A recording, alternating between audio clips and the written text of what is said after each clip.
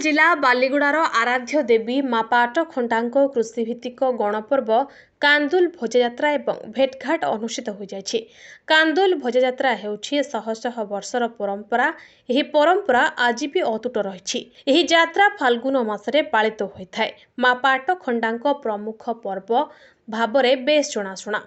वर्षर प्रथम उत्पादित नुआ कांदुल शिंबकु भाजी गज मुआ नढ़िया धूप दीप नैवेद्य पलास फूल महुल फूल धाधुन फूल आंबकसी माँ पाटखंडा बराल देवी ग्राम देवी को अर्पण कलापरे घरे समस्ते मिलिमिशि प्रसाद सेवन करिथांती। मानसिकधारी भक्त श्रद्धालु माने माँ निकटरे बोदा कुकुड़ा बलि देवार प्रथा काहीं केउ प्राचीन कालरू रही आसिछि।